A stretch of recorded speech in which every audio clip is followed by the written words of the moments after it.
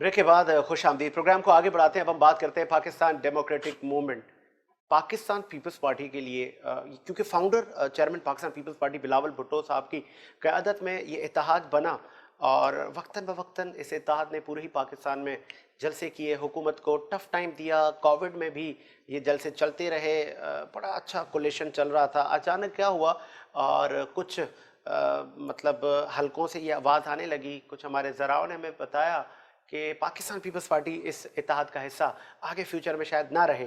और आज हमने देखा कि पाकिस्तान पीपल्स पार्टी और अवामी नेशनल पार्टी ये साइड हो गए और आज ये हिस्सा नहीं रहे इस इत्तेहाद का। और साबिक वज़ीर आज़म नवाज शरीफ साहब ने भी कहा है कि आप JUI की क़यादत में मुस्लिम लीग नून और दीगर पार्टियां आगे बढ़ें और अब बुलाने की कहानी ख़त्म। आगे बढ़ाते हैं सिलसिले को। डॉक्टर साहब, हमने कहा था और बहुत सारी जगहों से ये आवाज़ें सुनी होगी आपने कि पाकिस्तान पीपल्स पार्टी इस इत्तेहाद का मज़ीद आगे हिस्सा नहीं रहेगी। क्या बेकडोर रवाबित हो गए, मामला तय हो गए? क्यों आखिर, मतलब और आप पर इल्ज़ाम भी है, मौलाना साहब ने कहा है कि मतलब PDM को लॉस पहुंचाया पाकिस्तान पीपल्स पार्टी ने। जैसे आपने कहा कि बैकडोर राब्ते, बैकडोर राब्ते भी हुए और डील भी हो गई है, लेकिन हमारी नहीं। जिन्होंने PDM को ख़राब किया उनकी, मुस्लिम लीग नून की, मौलाना साहब के लिए तो मैं नहीं कह सकता, लेकिन मुस्लिम लीग नून की जो उनके जो एक्शंस हैं उनसे तो यही लगता है कि उनकी कोई डील हो गई है। नहीं, अचानक आपकी तरफ से सर डिमांड आई, डिमांड आई साबिक सदर आसिफ अली ज़रदारी ने कहा कि नवाज शरीफ साहब आप आए, मेरी बात सुने ना, ये क़यादत चलेगी आगे। मेरी बात सुने। जब वो इजलास हुआ उसका एजेंडा लॉन्ग मार्च था। पाकिस्तान पीपल्स पार्टी लॉन्ग मार्च की तैयारी कर चुकी थी। पाकिस्तान पीपल्स पार्टी शहीद जुल्फ़िकार अली भुट्टो की बरसी का जलसा लियाकत बाग में अरेंज कर चुकी थी। एक चीज़ का एजेंडा ही नहीं था, उसको खामखा का इशू बनाया गया नून लीग की तरफ से कि पहले इस्तीफ़ा दें। पीपल्स पार्टी का मौक़िफ़ पहले दिन से यही था कि हमें inside the parliament, outside the parliament, दोनों ग्राउंड्स पे लड़ना है। अभी मुझे बताएं ना, उन्होंने पीपल्स पार्टी पे इल्ज़ाम लगाया, उनको साइड लाइन किया। अब पहले मुझे बताएं, नून लीग ने कितने इस्तीफ़ा दे दिए अभी तक? मौलाना साहब की जमायत है JUI, सिंध हुकूमत तो आप भी छोड़ रहे थे, उसने कितने जो है वो इस्तीफ़ा दिए हैं? वहाँ पे पंजाब कहीं में ऐसा तो नहीं है तुम चढ़ो और ट्रेन पंजाब में MNAs हैं, सॉरी MPAs हैं नून लीग के, कितनों ने वहाँ से इस्तीफ़ा दी? पहल कौन करे? तो यही चलता रहा नहीं, PDM में। एक तो जो मेरे ख्याल में हमें पहले हमसे हम डसे हुए थे नून लीग के, तो ऑब्वियसली हमें थोड़े बहुत ट्रस्ट इश्यूज थे और हमें पता था कि इनकी फितरत में वो एक शहर है कोई जिसकी फितरत में होता है डसना, वो डसते हैं। तो हमें पता था, हमने इनको, और नवाज जो आप कह रहे हैं कि प्रेसिडेंट आसिफ अली जरदारी ने जो है वो एक वैलिड मुतालबा रखा। नहीं, ये इससे कबल नहीं था सर, अचानक एक जब उन्होंने एक इससे कबल वो टेलीफोन पे जब उन्होंने किया जिद करते की थे और आप लोग एग्रीड थे। जब उन्होंने जिद की कि आप जो इस्तीफा देना ही देना है और इस्तीफा दिए बगैर ये नहीं हो सकता, तो तमाम ही पॉलिटिकल पार्टीज तो मौलाना साहब के पास सरबराह थे PDM के इस्तीफे जमा करवा रही थी डॉक्टर साहब, तो आप लोगों ने नहीं करवाए। आसिफ जरदारी साहब ने कहा कि अपना मियाँ साहब, अगर आप चाहते हैं कि इस्तीफा दें और हर चीज़ जबरदोस्त करके और निकलें, सारी कश्तियाँ जला के, तो आप भी आएँ। आप बाहर मज़े से जो है वो लंदन में बैठे जो है वो बर्गर और पिज़्ज़ा खा रहे हैं, निहारियाँ एंजॉय कर रहे हैं, यहाँ पे क्यों दूसरी पार्टीज जो है वो सिर्फ सफ़र करें? जब PDM बनी तब भी नवाज शरीफ साहब बाहर थे। PDM बनी, लेकिन सिर्फ सारी कश्तियाँ एक बताए ना, जो अपना PMLN और JUI थे, वो तो सेनेट इलेक्शन लड़ने के भी नहीं थे, उनको हमने कायल किया और उनको हमने फिर सेनेट में फतवात दिलवाई, उनको जो है वो वफाक की सीट निकाल के दी। हमारे जो है वो, अब तो मुझे जो पर्सन लगता है, तो अब तो यही लगता है कि जो गिलानी साहब को चेयरमैन के लिए वोट नहीं किया उसमें भी कोई PMLN की डील थी। अब देखें ना, PMLN के सारे लोग बाहर आ गए। हमारे जो लीडर्स हैं, खुर्शीद शाह साहब हैं, दूसरे हैं, वो अभी तक जो है वो अंदर हैं। आसिफ साहब के खिलाफ नए नए रेफरेंस डेली बन रहे हैं, ये तो बाहर घूम रहे हैं। तो आप लोग भी डील कर लें। हम क्यों, हम फिर हमारी असल में वही आपको मैंने पहले वो शेर बताया ना, हमारी वो फितरत में ही नहीं है ना।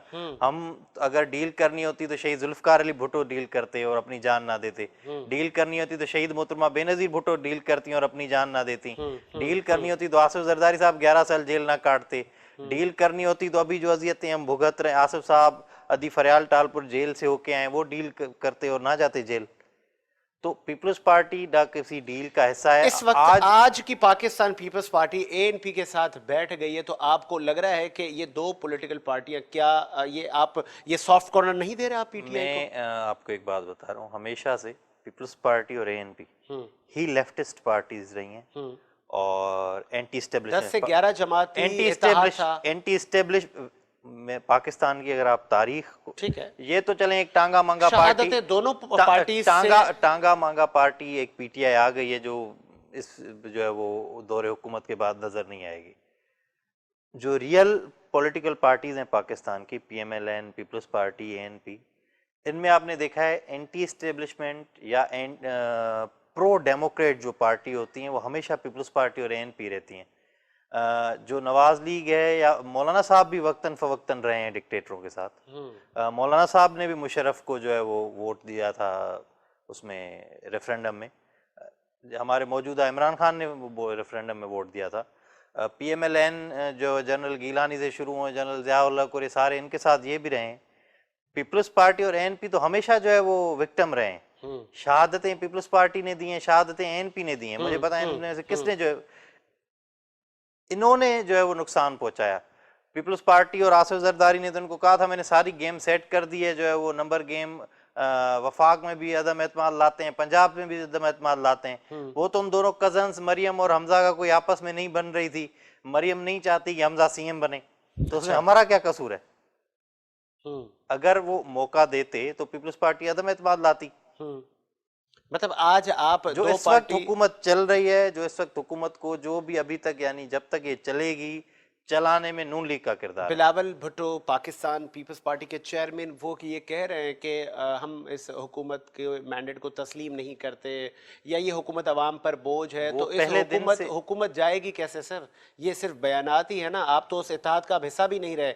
क्या आपके पास फार्मूला है? पीपल्स पार्टी अब अपने से कोशिशें करेगी, स्ट्रीट पावर और विद इन द पार्लियामेंट जितना आप पाकिस्तान पीपल्स पार्टी के लिए भी चेमा गोई हैं मुबैना तौर पर कि मतलब क्या आपका वर्कर बैठेगा सड़क पर? आप देखें ना, अभी एक पानी का इशू चल रहा है, पीपल्स पार्टी का वर्कर बाहर है। मैं आपको बता रहा हूँ ये अभी जो लॉन्ग मार्च की काल थी, पूरे पाकिस्तान से हमारे वर्कर्स बड़ी तादाद में तैयार थे और एक एक डेढ़ महीने का राशन लेके जा रहे थे। हम पर्सनली हमने सारी तैयारियां कर ली थी जाने की।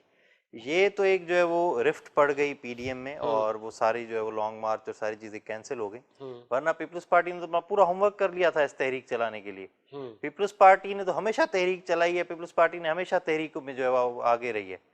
ये भागने वाले और जो है वो बहानों वाले वो आपको लाहौर में मिलेंगे। आगे क्या देख रहे हैं? मतलब अब आपके पास क्या फार्मूला है? बस एहतजाजी तहरीक अब खुद से ही पाकिस्तान पीपल्स पार्टी बिलावल चलाएगी? भुट्टो जरदारी साहब अभी भी कोशिश कर रहे हैं कि शहबाज शरीफ जो कि रियल अपोजिशन लीडर वही हैं, क्योंकि विद इन द पार्लियामेंट तो वही जो सारी चीजें देख रहे हैं।